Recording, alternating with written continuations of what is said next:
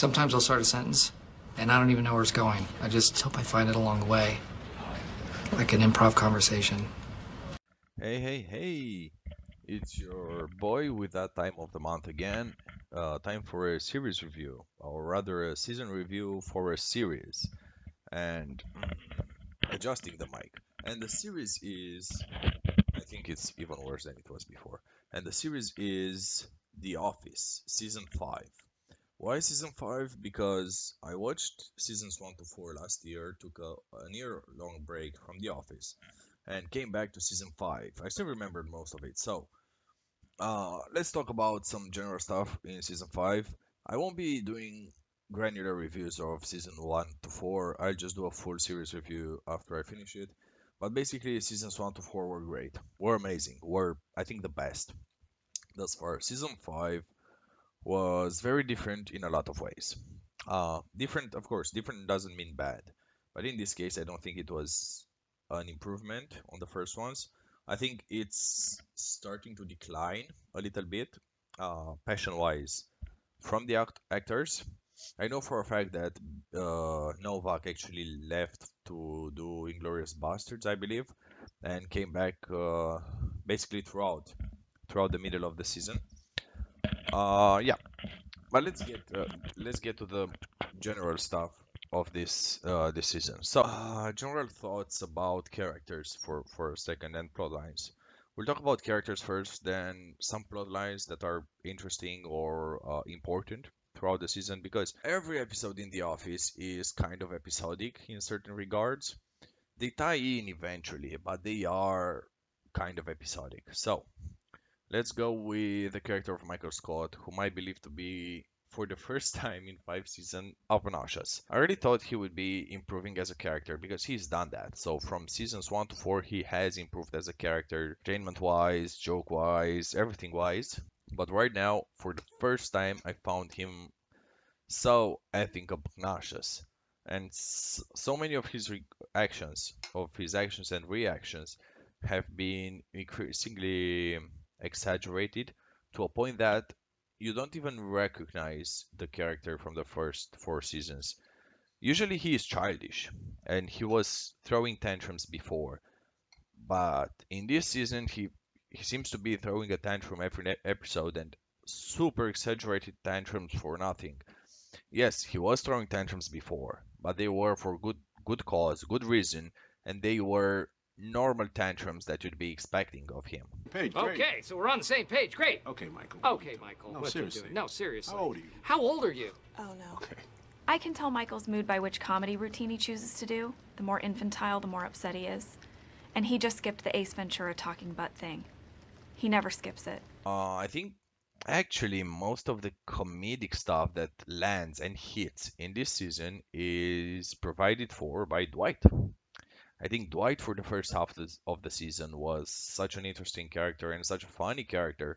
And I think he really shined in his battle with Michael for basically hoarding up customers. And that's where his most comedic parts and his drive to win were full on display, basically.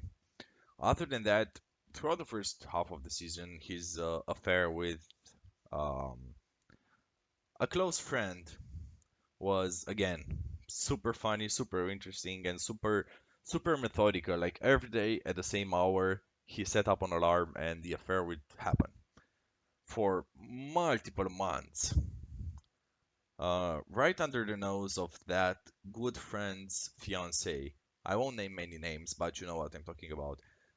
Spoiler alert, this video will be very spoilery. I leave a comment in the description. So, I wanted to vent about Michael because I think the problem is that I think Carell really lost some of his passion, his earlier passion for the character, or maybe he just didn't know where to take the character towards, right? Like you've done, and I don't think the character can do a lot of things any longer. It's how do I say it? It's oversaturated in a sense that except for a specific plot line regarding his own company, I think the character really didn't shine at all. It was virtually an exaggerated form of his earlier seasons, and that's about it. He didn't do anything new, but in that specific plotline, you kind of see his both his so two sides of a coin. You see his idiocy and his general cluelessness, but you also see his smartness and his very good sales skills. He basically is able to create something out of nothing and to sell that thing to a large, bigger entity very smartly and very shrewdly, I would say. He basically outmaneuvered everybody and very big dogs in the series. He just snapped, outmaneuvered them all in just a blink of an eye. That's where Michael Scott actually shines, and I think that was my favorite plotline from the whole series thus far because it actively explores Michael more than just a regular fool, you know, like the comic relief of the series, like the comedy outlet of the series.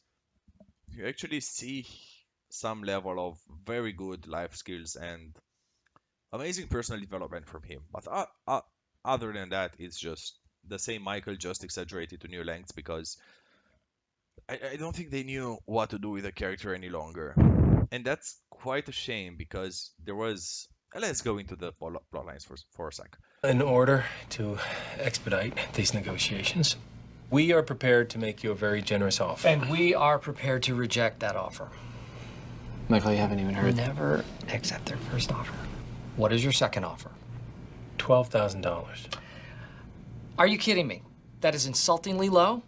I don't even want to hear what your first offer was. He had his relationship with Holly, which I thought would be amazing for the character. Like, we would finally see some personal development. That was cut short when Holly was transferred to Nashua. And that brings us to the best line in the whole series and the whole series season. I think it's I'm paraphrasing. I hope I'm saying that correctly, but it's basically "Good morning, Nashanam" or "Viet Nashua." I don't remember which one of them, but it was amazing and an amazing reference to Forrest Gump. Most of his quotes are in reference to Forrest Gump, but basically his relationship with Holly, I think it was underexplored. It was hinted at throughout the end of the fourth season and throughout the whole season, and I think it was one of the most wholesome uh, Michael level of comedy here. Um, it was the most wholesome relationship of the series, even much better than Pam and Jim. To be fair, I'm a minority here, but I don't like their relationship that much. I loved Michael and Holly though. It felt true, it felt right, it felt wholesome, as I've already stated. It just, I don't know, felt right, and I finally felt good for the character, and I thought we'd be privy to some personal development. Unfortunately, she gets transferred away, he cannot cope with that. Then, with the help of Pam, actually, which is an amazing bonding experience between her and Michael, because the thing with her, I think Michael is her greatest supporter. He always is there to support her. He always is there to watch her grow, and it's quite insane how much their friendship has developed. Yes, Michael is still misogynistic. He makes those strange remarks to her, but at the same time, he sees potential in her. He helps her become a salesman. He helps her by supporting her art and all of that wholesome shit. I think that an unpopular opinion here. I think he supports her much more than Jim ever does. And for that reason, I think he is really, I don't know, staple for her. Like, he is the only one that throughout the years has supported her every endeavor. Yes, he makes misogynistic remarks like he usually does. He makes strange and inappropriate remarks towards her, but at the same time he is there, so he's the only one that is actually there for her when she needs him most, or when she needs anybody close to her most, especially that if you remember the art exhibition stuff, he was the only one to show up and visibly show some interest in the art. And I don't know, that really made my whole series basically. Seeing that very wholesome thing, it was, I don't know, it was heartwarming for me at least, and it really shows what type of character Michael is. Michael is a very good person, blinded by his own idiocy and his upbringing, I think. But at the end of the day, he is a good person and he's willing to go to great lengths to help the others around him and himself mostly, but the others around him as well. In Vietnam, sales. Sales is what brings us together today. Pam's going to New York, which was the most underwhelming plot line in the series ever. Nothing happened in that plot line. Nothing at all. She just went to art school, made a few friends, and that's it. That's basically it. Oh, she failed art school. That's all. Two other returning characters were amazing though. We have Toby Flanderson back. This has been the delight of the series. So actually watching Michael and Dwight trying to sabotage Toby and effectively get him arrested on drug possession charges was incredibly mean and so over the top. It was fantastic, and they almost succeeded, but they failed because basically Michael bought oregano instead of weed. So that's, man, it was insanely good. It was insanely funny. And Toby is a very good character. I love his character. I love his sarcasm. I love his irony.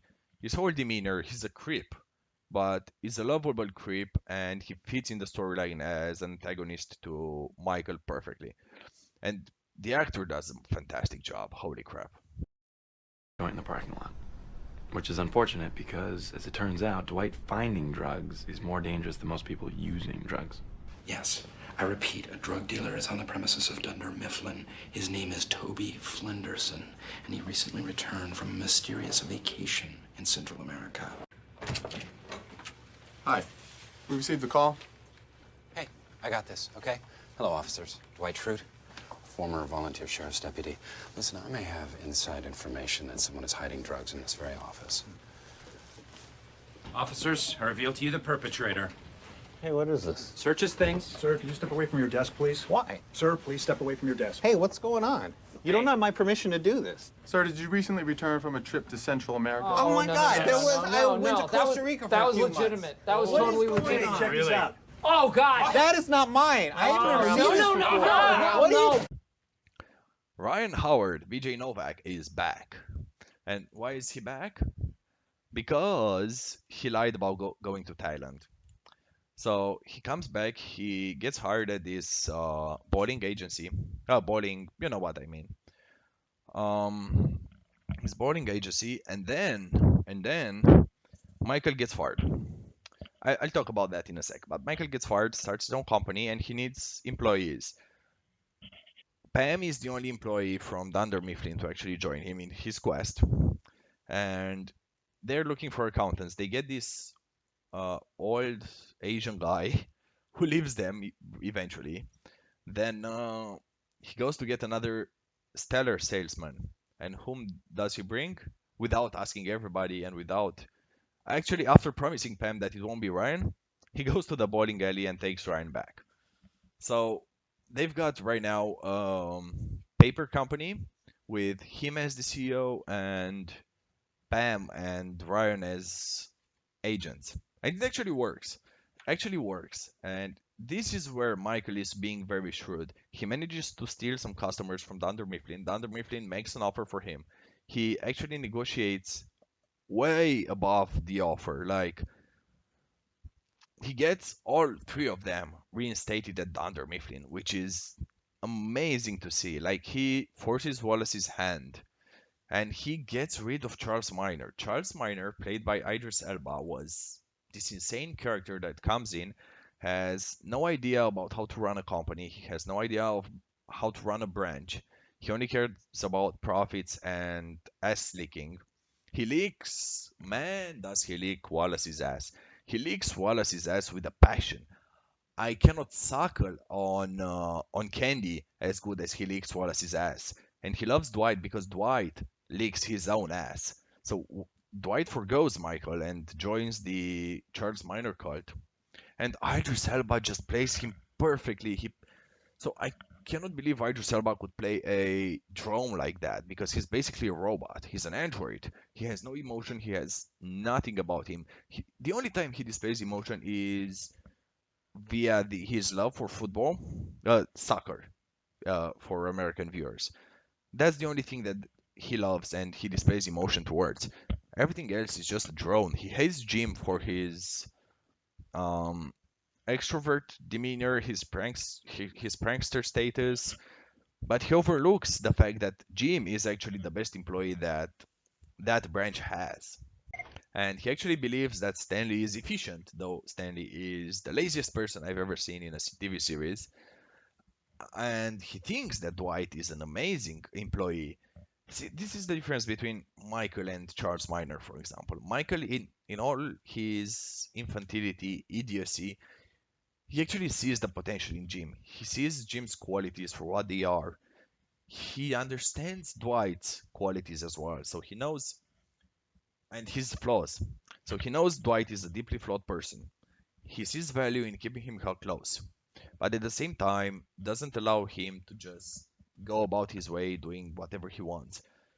He tries to limit him as best as possible. I mean, Michael. Charles Minor, no. Dwight, you're my second. Just do whatever you want. That's the difference. Michael knows people. You can say whatever you want about Michael. He's an idiot, yes. He's infantile, yes. He maybe doesn't know how to actually lead a company or a branch, yes.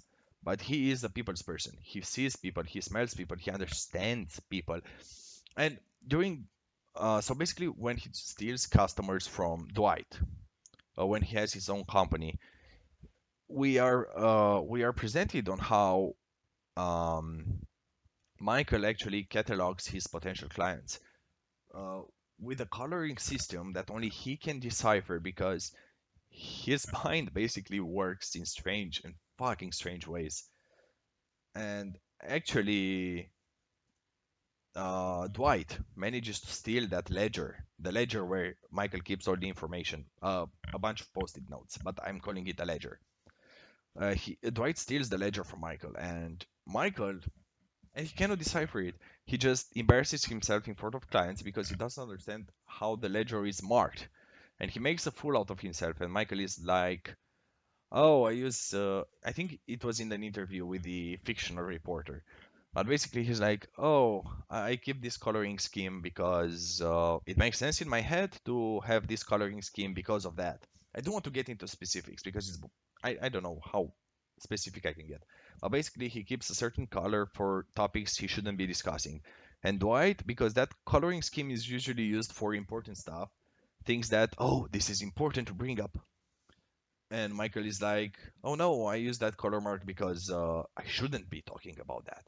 But in reality, it's a color scheme that he used for important stuff. It's just amazing how his mind functions. I love the character, and that's why I hate that I only loved him this season for this single plot line. The others he was underwhelming in, but in this plot line he actually thrived, and I think he was at his best. Um, there were some smaller things like Erin getting hired. I don't have a feeling of the character. I don't particularly like her, nor I hate her. He's just a filler character for me. You have that whole drama with Angela, Bernard, and Dwight. Then again, it's funny. It brings up some funny things, especially the duel between Bernard and Dwight. It's a duel, I'm telling you that. But Bernard won. So Bernard actually beat Dwight in a duel. I'm gonna roll with that. And yeah, I mean that's about everything for the season. I'll just post some small videos with key moments from the series. But again, highlights are Toby coming back, Michael Scott Paper Company. I'm sorry, the Michael Scott Paper Company even, and Idris Elba, aka Charles Minor. So that's about this. Incredibly stupid on my part. I'm sorry for that. That's about it for the review. it's a more passionate review and an opinion more than a review. Actually, it's actually my thoughts on the season 5 of The Office. You can see by my voice and by how I'm interacting with my hands and moving my leg about that I'm super passionate on this series because it's an amazing series. Honestly, if you haven't watched it, watch it. It's one of the best comedy series I've ever seen. So if you like my opinions, if you agree with them, leave a comment, leave a like, leave a subscribe, leave it down in the comments. What do you think of the series? Who's your favorite character? Why is it your favorite character? And yeah, do you agree with my assessments, or maybe you disagree with my assessments? Maybe you're a what you call it, Japan fan. See you.